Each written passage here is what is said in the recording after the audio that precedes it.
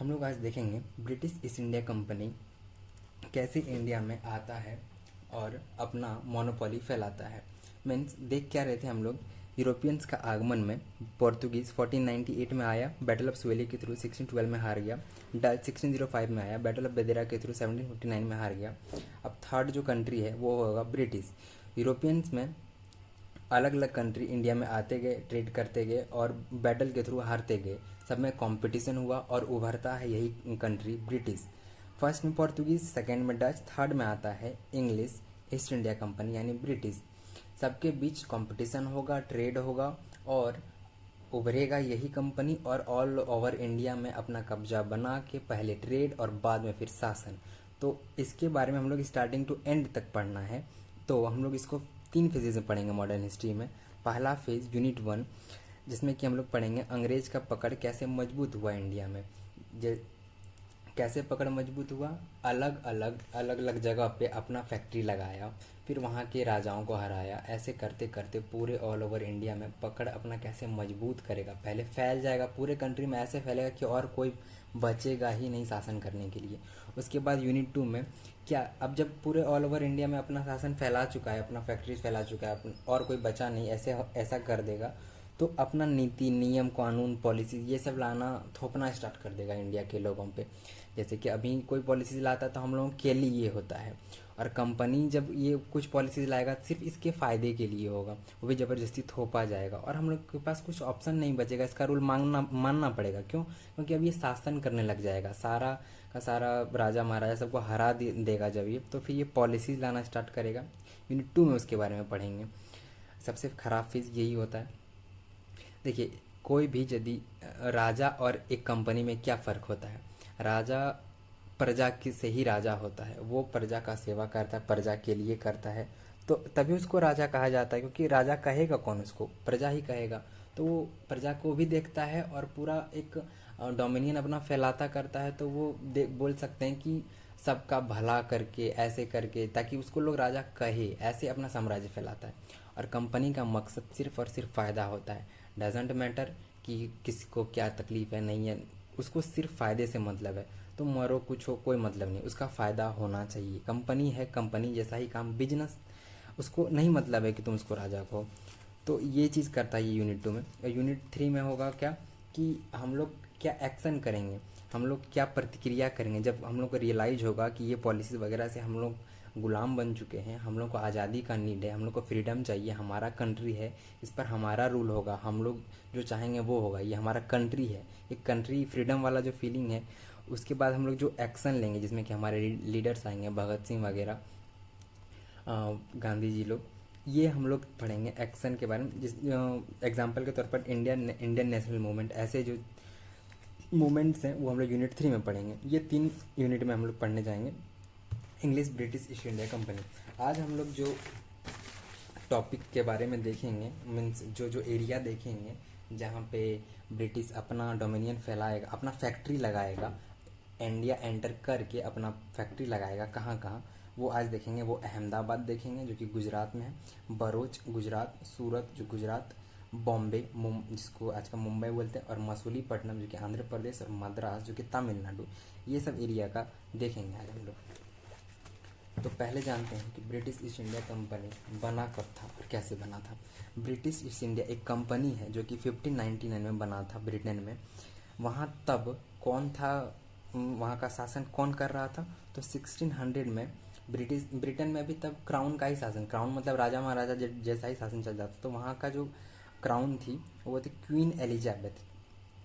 Queen Elizabeth ने एक एकाधिकार दिया ब्रिटिश ईस्ट इंडिया कंपनी को, मीन्स बोल सकते हैं एक लिखित चार्टर दिया, एक अलाउंस, एक अधिकार ऐसा टाइप का कि ईस्ट इंडिया कंपनी को दिया 15 साल के लिए ट्रेड करने का, 15 साल तक ट्रेड करने का, जाओ जाके ट्रेड करो, व्यापार करो, ताकि उसका कंट्री को फ़ायदा हो उससे।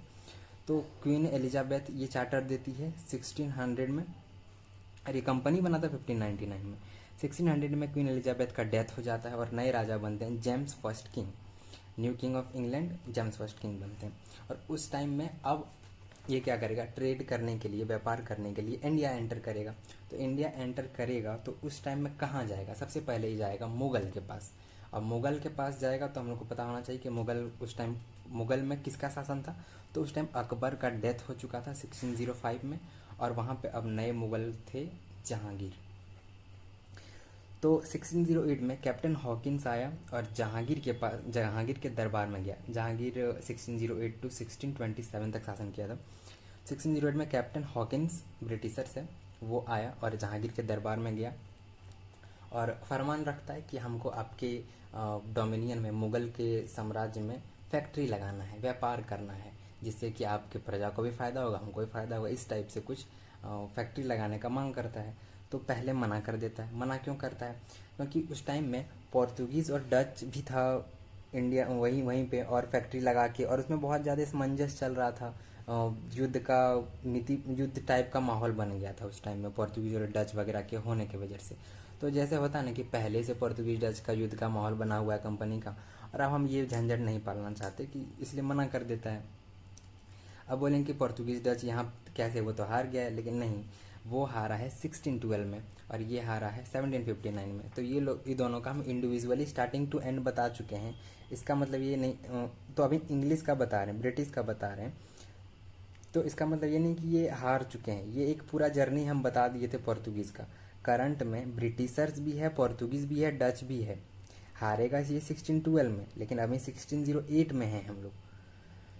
इसको हराएगा तो ब्रिटिश ही बाद में। तो इस वजह से मना कर देता है, लेकिन 400 का मनसब देता है। इसका मतलब क्या कि ये था कैप्टन हॉकिंस, जहांगीर के दरबार में जब गया तो तुर्की लैंग्वेज में बात किया था, और उससे जो है जहांगीर इम्प्रेस हो गया था। मतलब कि हम लोग जब किसी ऐसे पर्सन से मिलते हैं जो लगता है कि हाँ हमारे एरिया से है, बिलोंग करता है ये, तो ऐसा अपनापन टाइप का थोड़ा लगता है ना, कि हाँ तुम भी बिहार से हो, हाँ हम भी वहीं से, ऐसे टाइप का। तो ये तुर्की लैंग्वेज में बोल के ऐसे इम्प्रेस किया था। तो ये क्या बोला कि हम आपको फैक्ट्री लगाने तो नहीं दे सकते हैं, लेकिन 400 का मनसब देते हैं। मनसब मतलब एक पोस्ट होता था ऑफिसर लेवल का, रैंक वाइज जिलों का पोस्ट होता था, 1 2 ऐसे कर करके रैंक वाइज तक।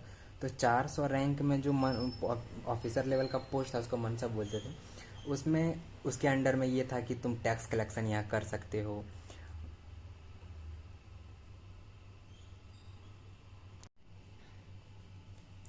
टैक्स कलेक्शन कर सकते हो, और वहाँ के घुड़सवार वगैरह जो आर्मी वगैरह थे उसको उनके अंडर रख के उसको ऑफिसर बना दिया, मतलब एक पद दे दिया उसको वहाँ का। वो 400 का मनसब दिया, इसका मतलब यही होता है। लेकिन पहले मना करता है फैक्ट्री लगाने का, ये चीज़ देता है, बाद में फिर अलो कर देता है, एक फरमान जारी करता है, और 1613 में अलो करता है सूरत में फैक्ट्री लगाने का। तुम सूरत में 1613 में सूरत में फैक्ट्री लगाने का अलो कर देता है। तो बोलेंगे कि हम लोग फर्स्ट फैक्ट्री जो है ब्रिटिश इंडिया में वो सूरत लगाया था, ये कहना गलत हो के ये कहना सही रहेगा कि फर्स्ट फैक्ट्री अंडर मुग़ल के डोमिनियन में सबसे पहला फैक्ट्री ये सूरत में लगाया था ब्रिटिश। लेकिन पहला फैक्ट्री जो है इंडिया में मसूलीपट्टनम में 1611 में लगाया गया था।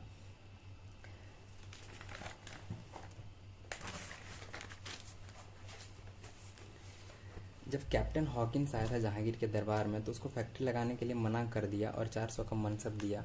उसके बाद मना कर दिया, फिर आया था sir Thomas Roe. Sir Thomas Roe को एज ए एम्बेसडर भेजा गया था। Sir Thomas Roe as a ambassador means राजदूत की तरह। राजदूत क्या होता है? जब किसी भी कंट्री को दूसरे कंट्री में जाके रिप्रेजेंट किया जाता है उसको एम्बेसडर बोलते हैं। जैसे कि हम इंडिया के कंपनी को यदि किसी अदर कंपनी में जाके बोला जाए कि वहाँ जाके ट्रेड करो, तो उसको एक एम्बेसडर के थ्रू भेजा जाएगा, एम्बेसडर का पोस्ट के थ्रू, कि हम इंडिया को रिप्रेजेंट करने आए हैं, यहाँ पे फैक्ट्री लगाना चाहते हैं, ऐसा। तो सर थॉमस रो गया और वो फैक्ट्री इस्टेब्लिश किया कौन कौन से एरिया में इंडिया में? सूरत में, आगरा में, अहमदाबाद में और बरोच में। ये 4 जगह में फैक्ट्री इस्टेब्लिश किया। इसको याद करने का ट्रिक, सब जगह एरिया इस्टेब्लिश कर दिया ऐसे करके, सूरत, आगरा, अहमदाबाद, बरूच। अब सूरत कहाँ से आया? सूरत में तो अलाउ नहीं किया था, याद रहे। ये जो है पहले गया वो आगरा, अहमदाबाद, बरूच, ये सब में, मसूलीपट्टनम, ये सब जगह में वो फैक्ट्री इस्टेब्लिश कर दिया। उसके बाद फिर उसको अलाउ कर देता है जहांगीर कि हाँ ये तो ठीक ठाक ऐसे ट्रेड कर रहा है, तो ऐसे सोच के सूरत में उसको बाद में अलाउ करता है। और लेकिन पहला फैक्ट्री जो है मसूलीपट्टनम में लगता है। मसूलीपट्टनम में 1611 में, और सूरत में 1613 में। ये था, ये सब एरिया हम मैप के थ्रू पहले बताए थे। कि कहाँ कहाँ पे फैक्ट्री ये लगाएगा। उसमें से सूरत, आगरा, अहमदाबाद, भरूच ये हो गया। अब नेक्स्ट लगाएगा मद्रास में। 1639 में फ्रांसिस डे नाम का एक ब्रिटिशर्स चंद्रागिरी किंगडम से मद्रास को लीज पे लेता है। इंडिया में चंद्रागिरी जो साम्राज्य है वहाँ पे था मद्रास, मतलब मद्रास जो है चंद्रागिरी साम्राज्य के अंडर में था। उनके पास जाके ये मद्रास को लीज पे लेता है फ्रांसिस डे। कि लीज पे लेना मतलब इस एरिया को हम लेंगे, उस पर शासन नहीं करेंगे, उसको हम यूज़ करेंगे, उसके बदले हम पे करेंगे जो भी लगेगा उसके लिए। और वहाँ पे फैक्ट्री इस्टेब्लिश करना हुआ, कुछ कुछ लगाना हुआ, जो भी यूज़ होगा उस ज़मीन का हम यूज़ करेंगे, बाकी उसके लिए हम पे करेंगे। तो मद्रास को लीज पे लिया फ्रांसिस डे चंद्रागिरी किंगडम से 1639 में। इस तरह से मद्रास को ले लिया। अब वहाँ पे क्या बनाया था मद्रास में, फोर्ट संत जॉर्ज, एक किला बनाया था संत जॉर्ज नाम का। संत जॉर्ज नाम का किला क्या होता है? किला जैसे कि कोई ऑफिस, वहाँ पे वो लोग सिर्फ फैक्ट्री नहीं ना चलेगा, फैक्ट्री का कोई मुख्यालय हो गया, एक मेन ब्रांच टाइप का ऐसा होता है ना, वो मद उसको मतलब वो जो मेन ब्रांच टाइप का जो बोले वो पहले मसूलीपट्टनम में था, उसको शिफ्ट कर दिया फोर्ट संत जॉर्ज में। जैसे कि जब स्टार्टिंग में आया था तो मसूलीपट्टनम में पहला फैक्ट्री लगाया तो वहाँ ऑफिस टाइप का बन गया। बाद में जब मद्रास में फोर्ट संत जॉर्ज बनाया तो मसूलीपट्टनम का सारा मुख्यालय शिफ्ट कर दिया कहाँ पे, ये मद्रास में। इसलिए ये पूछा जाएगा सवाल को एग्जाम में कि मसूलीपट्टनम को रिप्लेस किया कौन, फोर्ट संत जॉर्ज मद्रास का। उसके बाद 1668 में क्या होगा, 1668 में हम लोग बॉम्बे को देखेंगे। बॉम्बे को कैसे लिया?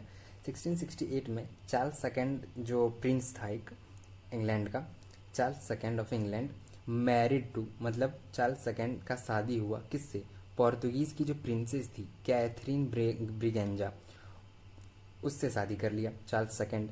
पोर्तुगीज प्रिंसेस कैथरीन ब्रिगेंजा जो कि इंडिया में ही तब था, उससे शादी कर लिया। और बॉम्बे इसको एज अ गिफ्ट मिला, मतलब दहेज टाइप का इस किसको, चार्ल्स सेकेंड को मिल गया बॉम्बे।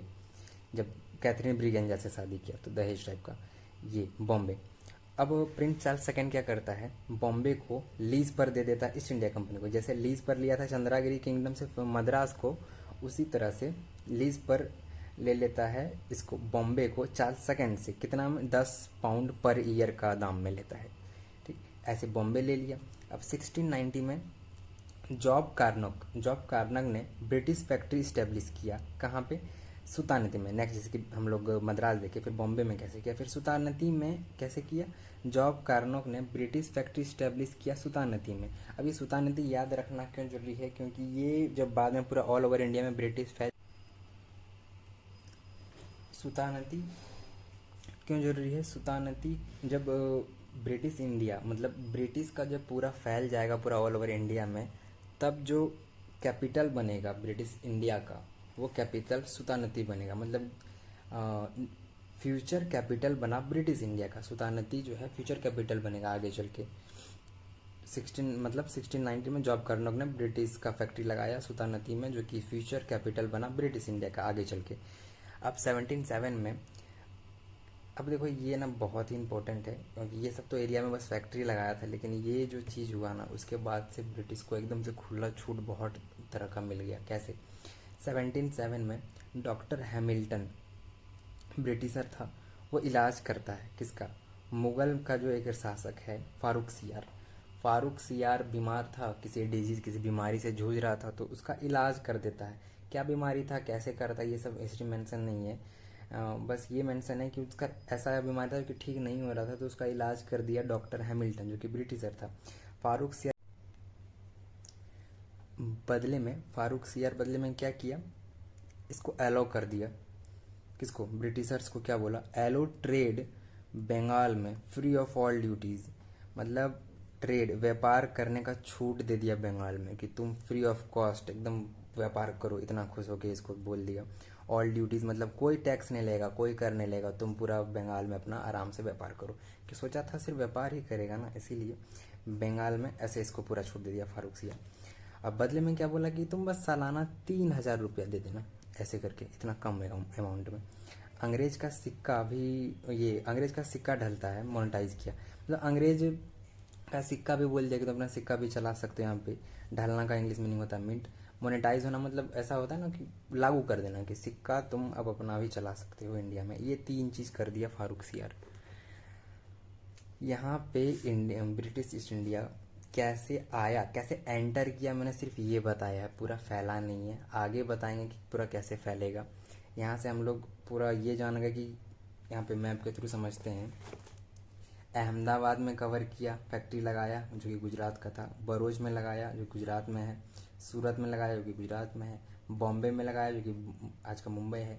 मसूलीपट्टनम में लगाया जो कि आज का आंध्र प्रदेश है। और मद्रास में लगाया जो कि आज का तमिलनाडु है।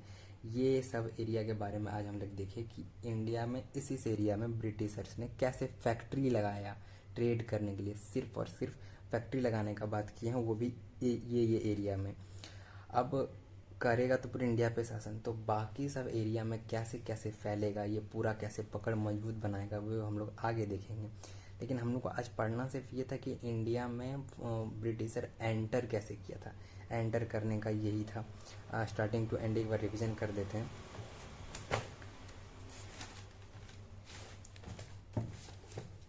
यूनिट 1 में हम लोग देखेंगे मॉडर्न हिस्ट्री में अंग्रेज का पकड़ मजबूत कैसे हुआ। यूनिट 2 में देखेंगे कि कैसे कैसे ये कानून लाया। यूनिट 3 में देखेंगे कि हम लोग फिर क्या एक्शन लिए इधर से। इंग्लिश ब्रिटिश इंडिया कंपनी का स्थापना हुआ था 1599 में। और 1600 में क्वीन एलिजाबेथ वहाँ की जो रानी थी वो इसको एकाधिकार दे देती है, चार्टर देती है कि 15 साल तक का कि ट्रेड करो जाके तुम। उसके बाद फिर क्वीन एलिजाबेथ का डेथ हो जाता है और जेम्स फर्स्ट किंग बनते हैं, नए राजा बनते हैं इंग्लैंड के। उस टाइम में मुगल का क्या कंडीशन था इंडिया में। मुगल में अकबर डाइड, अकबर का डेथ हो चुका था और जहांगीर का शासन था 1605 में। तो 1608 में कैप्टन हॉकिंस जहांगीर के दरबार में जाता है और ऐसे पेश करता है कि हम आपके यहाँ फैक्ट्री लगाना चाहते हैं। तो मना कर देता है और 400 का मनसब देता है सिर्फ। लेकिन बाद में फिर उस फरमान जारी करता है कि 1613 में तुम सूरत में फैक्ट्री लगा सकते हो अपना। तो पहला फैक्ट्री मुगल के डोमिनियन में लगा था सूरत, लेकिन इंडिया में सबसे पहला फैक्ट्री ब्रिटिश का लगा था मसूलीपट्टनम 1611 में। उसके बाद उससे जब फैक्ट्री नहीं लगा तो भेजा गया सर थॉमस रो को एज ए एम्बेसडर राजदूत के थ्रू। इस्टेब्लिश किया इसने फैक्ट्रीज कहाँ कहाँ, सूरत, आगरा, अहमदाबाद, भरूच। फिर 1639 में मद्रास को कैसे लिए, फ्रांसिस डे ने चंद्रागिरी किंगडम से मद्रास को लीज पर लिया। फिर वहाँ पे फिर फोर्ट संत जॉर्ज नाम का किला बनवाया जो कि बाद में मसूलीपट्टनम से रिप्लेस कर दिया गया। मसूलीपट्टनम में पूरा मुख्यालय था, उसको रिप्लेस करके मद्रास में फोर्ट संत जॉर्ज में रिप्लेस कर दिया। 1668 में चार्ल्स सेकेंड ऑफ इंग्लैंड शादी करता है पोर्तुगीज़ की प्रिंसेस कैथरीन ब्रिगेंजा से और उसको दहेज में मतलब एज ए गिफ्ट मिल जाता है बॉम्बे। तो फिर प्रिंस चार्ल्स सेकेंड बॉम्बे को लीज पर दे देता है ईस्ट इंडिया कंपनी को सिर्फ 10 पाउंड पर ईयर पे। फिर 1690 में जॉब कैरनॉग ने ब्रिटिश फैक्ट्री इस्टेब्लिश किया सुल्तानती में। ये इंपॉर्टेंट इसलिए है क्योंकि हम लोग देखेंगे कि जब पूरा इंडिया में ऐसे कवर हो जाएगा पूरा ब्रिटिश, तो बाद में सुल्तानती को एज ए कैपिटल घोषित कर देगा। 1717 में डॉक्टर हैमिल्टन इलाज करता है मुगल का शासक फारूक सियार का। तो उससे वो इतना खुश हो जाता है कि बदले में फारूक सियार ने बंगाल में फुल्ली ट्रेड करने का एलो कर देता है ब्रिटिश को, वो भी। और बदले में सिर्फ 3000 सालाना मांगता है, 3000 पर एनम, 3000 सालाना बोला कि दे देना, बाकी तुम फुल्ली ट्रेड करो। अंग्रेज का सिक्का भी यहाँ पे मोनेटाइज कर दिया कि तुम अपना सिक्का भी यहाँ पे चला सकते हो। ऐसे करके ऐसे छोटे छोटे एरिया में अपना फैक्ट्री इस्टेब्लिश किया। एंटर तो इंडिया में कर गया है, अब बाकी कैसे चलेगा वो देखेंगे। ये अहमदाबाद, भरूच, सूरत, बॉम्बे, मसूलीपट्टनम, मद्रास में कैप्चर कर दिया है। ये पूरा ब्रिटिश था। एक छोटा सा है फ्रेंच, इसके बारे में ज़्यादा डिटेलिंग जानने का जरूरत नहीं है। फ्रेंच जैसे पोर्तुगीज़ आया, डच आया, जैसे ब्रिटिश आया, वैसे ही फ्रेंच आता है। कैसे? फ्रेंच ईस्ट इंडिया कंपनी 1604 में बना था कॉलबर्ट के थ्रू, जो कि फाइनेंस मिनिस्टर था। फाइनेंस मिनिस्टर मतलब वित्त मंत्री था फ्रेंच का। कॉलबर्ट जो है फ्रेंच का फाइनेंस मिनिस्टर था, वो बनाया था फ्रेंच ईस्ट इंडिया कंपनी 1664 में। ये पहला फैक्ट्री। अच्छा, जब फाइनेंस मिनिस्टर था उस टाइम वहाँ पे किसका शासन था? लुइस 14 का शासन था। फ्रेंच अपना फर्स्ट फैक्ट्री 1668 में सूरत में लगाता है। किसके द्वारा लगता है फर्स्ट फैक्ट्री? जैसे इसमें था ना ब्रिटिश का, कौन लगाया था? ये सर थॉमस रो ने लगाया था। उसी तरह से यहाँ पे सूरत में पहला फैक्ट्री लगाया था फ्रांसिस कैरोन ने, और फिर लगाया 1669 में मसूलीपट्टनम में। ये फैक्ट्रीज लगाने के बाद इसका बैटल ऑफ वॉन्डी वॉर्स के थ्रू फ्रेंच और ब्रिटिश में वॉर होता है 1760 में, और फ्रेंच हार जाता है। इस तरह से फ्रेंच का पूरा इतना ही है, इसके बारे में ज़्यादा डिटेलिंग नहीं पढ़ना है। तो हमने पोर्तुगीज़, डच, ब्रिटिश, फ्रेंच पढ़ लिया है। आगे हम लोग देखेंगे ब्रिटिश और कैसे फैलेगा और कैसे पकड़ मजबूत बनाएगा नेक्स्ट में।